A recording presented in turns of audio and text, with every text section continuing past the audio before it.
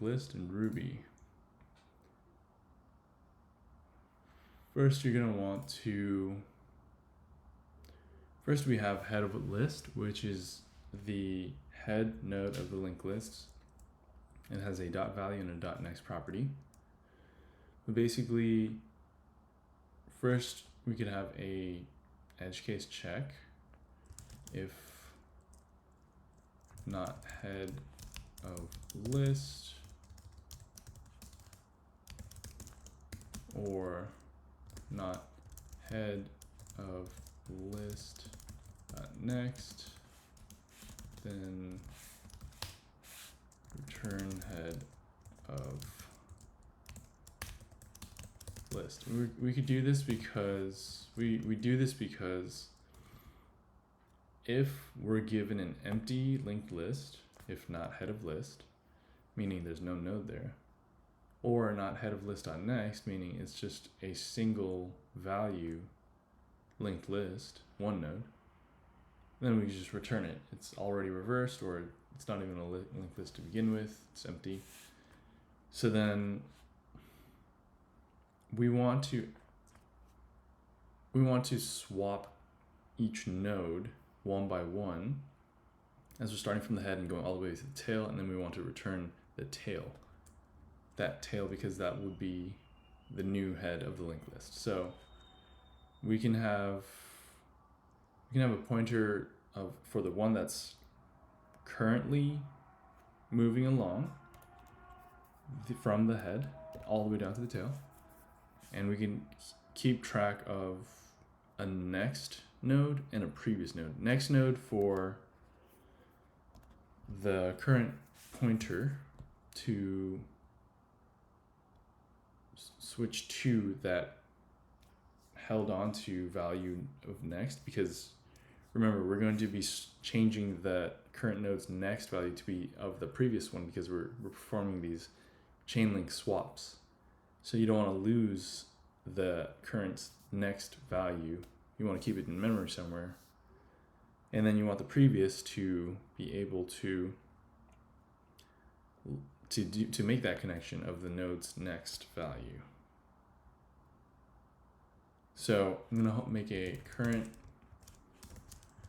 node, which is just going to be equal to the head of list, start off with a previous node, which is just going to be set to nil right now, because technically, if you think about it, the previous node is going to be the tail, the new tail, the last one of this linked list, because it's at the very beginning of this current linked list, but once we reverse it, that's going to be the tail. And we want it to be nil, because the tail is supposed to be nil. The tail's next is supposed to be nil, so that's what the previous node is going to be. And then we want the next node, which is also going to be nil for now. Then while current node is not equal to nil,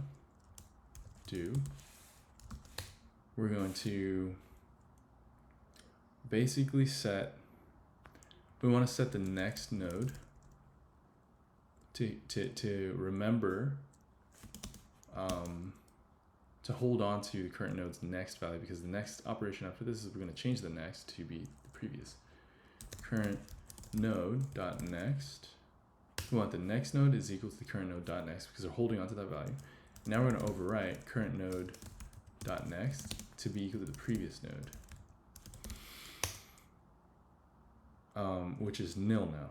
And now we want to set the previous node to be equal to the current node to hold on to current, because now the next operation we're going to do to move things along is going to be the current node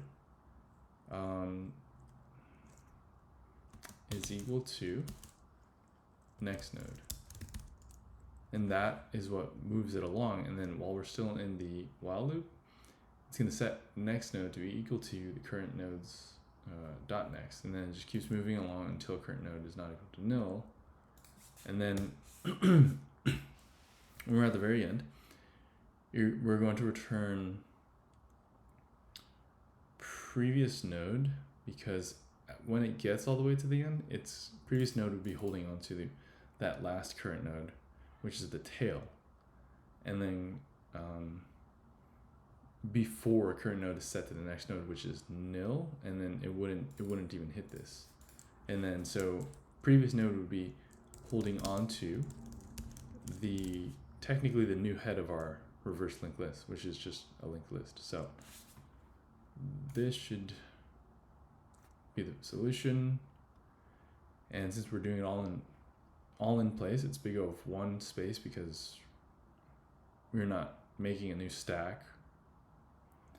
I'm not making a copy of the linked list or anything like that of the same space.